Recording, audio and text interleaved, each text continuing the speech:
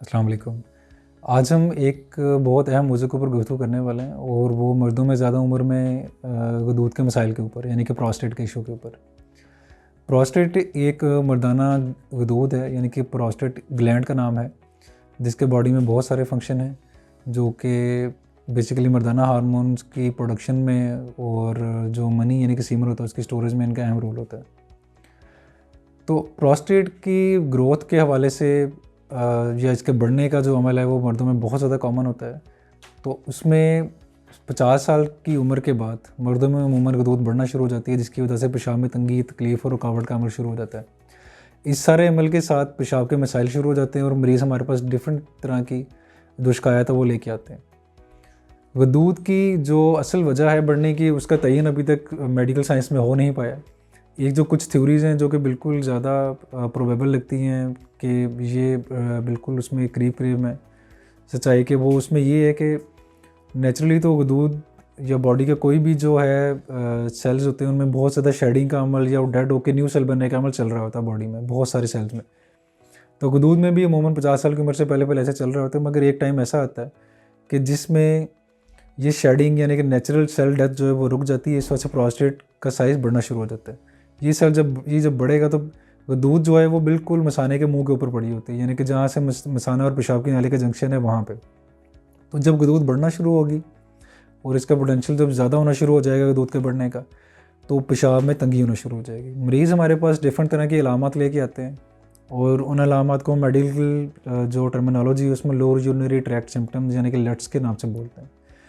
तो लट्स में जो डिफरेंट शिकायत होती है मरीज़ को, वो क्या हो सकती हैं। वो मरीज़ हमारे पास जो जिन मसाइल के साथ आते हैं वो ये होते हैं कि पेशाब बार बार आ रहा है, पेशाब करने की हालत जब होती है तो जाते जाते ही लीक आउट हो जाता है, या रात को बहुत ज़्यादा बार पेशाब के लिए उठना पड़ता है। और जब मरीज़ पेशाब करने के लिए बैठता है तो पेशाब सही तरह शुरू नहीं हो पाता, इसको हेजिटेंसी बोलते हैं। शुरू हो जाए तो धार टूट जाती है, इंटरमिटेंसी का अमल इसे कहते हैं। और जब पेशाब करने के बाद जब मरीज़ उठ के अपने रूटीन के काम शाम करता है तो उसमें ऐसा लगता है कि मसाना सही तरह से खाली नहीं हो पाया, यानी कि ब्लैडर की एम्पटिंग नहीं हो पा रही, या पेशाब करते हुए ज़ोर लगाना पड़ रहा है, तो स्ट्रेनिंग का अमल भी चल पड़ता है साथ। तो इन सारे मामले के साथ पेशाब करने के बाद ड्रिबलिंग भी कई बार होती है और कतरे लीक होने शुरू हो जाते हैं। तो ये सारा अमल मरीज़ को बहुत ज़्यादा बेचैन रखता है, बहुत ज़्यादा तंगी करता है, उनकी क्वालिटी ऑफ लाइफ है बहुत डिस्टर्ब हो जाती है इसके साथ।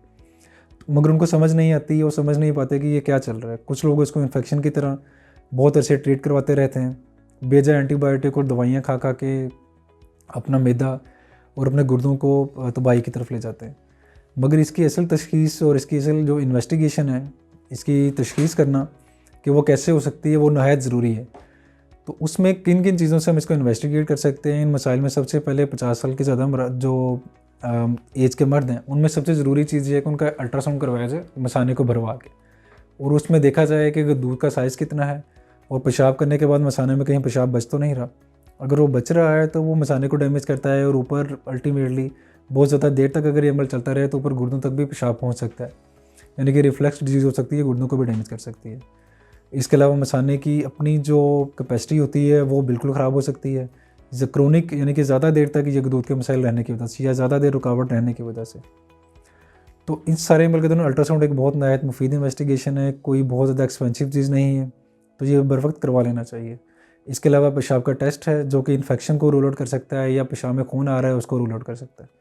इसके अलावा और भी टेस्ट है जिनमें PSA का टेस्ट होता है जो कि दूध के कैंसर की स्क्रीनिंग के लिए नहायत एक ज़रूरी चीज़ है, और वो भी बहुत सारी कंट्रीज़ में तो एज ए स्क्रीनिंग प्रोग्राम चलाया जाता है, मगर हमारे यहाँ कल्चर में बहुत कम है, लोगों को इसकी अवेयरनेस भी नहीं है। तो जब वो दूध के मसले के साथ ही अपने मॉलज के पास या यूरोलॉजिस्ट के पास आते हैं तभी वो टेस्ट करवाया जा सकता है। इसके अलावा RFT का टेस्ट होता है जो कि गुर्दों के फंक्शन को जांचने का एक बहुत मुश्किल टेस्ट है, वो भी नया सस्ता टेस्ट है, वो भी बिल्कुल एक टेस्ट करवा लेना चाहिए ताकि पता लगे कि गुर्दे किस हालत में फंक्शन ठीक कर रहे हैं या नहीं है, उसमें क्रेटिनिन और यूरिया का पता लग सकता है। इन सारे मामले के बाद हम देखते हैं कि दूध का साइज़ क्या है अल्ट्रासाउंड के ऊपर। अगर वो बहुत ज़्यादा लार्ज है, रुकावट कर रही है दूध, तो उसके अकॉर्डिंगली फिर हम मरीज़ को सजेस्ट करते हैं कि हम सबसे पहले उसके लाइफस्टाइल को मॉडिफाई करवाएं। कुछ चीज़ें ऐसी होती हैं कि मरीज़ को बताई जाएँ तो मरीज़ सिर्फ लाइफस्टाइल मॉडिफिकेशन के साथ ही बेहतर हो जाते हैं। हम मरीज़ को कहते हैं कि जी आप चाय, कॉफ़ी, कोल्ड ड्रिंक, कोला का इस्तेमाल ज़रा कम करें, मगरिब के बाद पानी का इस्तेमाल थोड़ा रिड्यूस करें, और डबल वार्डिंग करें यानी कि अच्छी तरह से मसाने को खाली करें, जब भी पेशाब के लिए जाएं। इस सारे अमल के बाद भी अगर मरीज़ की जो कंडीशन वो सेटल नहीं होती तो फिर हम अद्वियात की तरफ जाते हैं। अद्वियात में जो सबसे मौसर हैं उसमें अल्फ़ा ब्लॉकर ड्रग्स हैं, यानी कि टेम्सुलोसिन एक ड्रग है जो कि बहुत ही कॉमन है और बहुत से लोगों को इसका पता होता है। मल्टीपल ब्रांड्स में ये अवेलेबल है। टेम्सुलिन जो है वो मसाने के जो नेक है या दूध की जो एंट्रेंस है मसाने में उसको बिल्कुल रिलैक्स कर देती है, तो पेशाब के बहाव में आसानी हो जाती है। इसके अलावा कम्बिनेशन थेरेपी के तौर पर ये सेपरेट से अल्फा 5 अल्फा रिडक्टेज इनहिबिटर भी चलाए जाते हैं जो कि दूध के मखसूस साइज़ के ऊपर चलाए जाते हैं और जो दूध को श्रिंक करने की सलाहियत रखते हैं। कुछ थेरेपीज ऐसी हैं जिसमें अल्फा ब्लॉकर और 5 अल्फा रिडक्टेज यानी कि ड्यूटास्टीरॉइड या फिनेस्टाइड की दवाइयों को कम्बिनेशन चलाया जाता है। वो भी बाज़ औक़ात बहुत मुअस्सर साबित होता है, मगर बाज़ हालात में जब दूध बहुत ज़्यादा बढ़ जाए, बहुत ज़्यादा रुकावट करना शुरू हो जाए या दूध का कोई ऐसा पोर्शन जो कि मसाने के अंदर गिर चुका हो, मीडियन लोब जिसे कहते हैं, अगर वो प्रोजेक्ट हो जाए मसाने के अंदर तो वो अद्वियात के साथ भी बिल्कुल आराम नहीं कर सकता और मुसलसल रुकावट किए रखता है। तो ये चीज़ बहुत डैमेजिंग साबित होती है।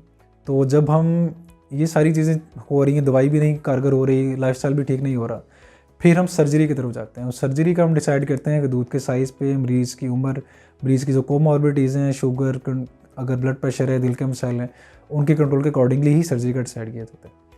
उसमें जो मोस्ट कॉमन सर्जरी आजकल है लेज़र के साथ, जिसे कहते हैं उर्फ़ आम में, या TURP बोलते हैं, यानी कि trans urethral resection of the prostate, यानी कि कैमरा के साथ सर्जरी की जाती है। इसमें ना कोई चीरा लगता है ना कोई टाँका लगता है। इसके अलावा लेज़र की सर्जरीज अवेलेबल हैं, ओपन चीरे वाली सर्जरीज अवेलेबल हैं। जो प्रोस्टेट की TURP की सर्जरी है उसमें ये होता है कि हम दूध को कैमरे के साथ एडिक्वेट निकालते हैं, प्रॉपर एक चैनल क्रिएट करते हैं और उसके बाद मसाने को वॉश करते हैं और बाद में वॉश चलता रहता है कुछ दिन के लिए, 1 दिन के लिए, ताकि खून या जो भी लोथड़े आते रहते हैं वो वॉश हो जाएं और उससे अगले दिन इस वॉश को बंद कर दिया जाता है और 3 से 5 दिन के बाद पेशाब की नाली को भी निकाल दिया जाता है और उसके बाद नोट किया जाता है कि मरीज़ की हालत कैसी है। तो TURP की सर्जरी के रिजल्ट्स बहुत अच्छे हैं, मरीज़ बहुत अच्छे से अवॉइड करना शुरू कर देते हैं और उनकी क्वालिटी ऑफ लाइफ बहुत बेहतर हो जाती है। इसके अलावा प्रोस्टेट की सर्जरीज या प्रोस्टेट के कैंसर के बारे में गुफ्तगू करेंगे अगली वीडियो में, ताकि हम डिटेल से एक जायज़ा ले सकेंगे कौन कौन से ट्रीटमेंट ऑप्शन अवेलेबल हैं और प्रोस्टेट कैंसर की स्क्रीनिंग में हम क्या क्या कर सकते हैं। Thank you.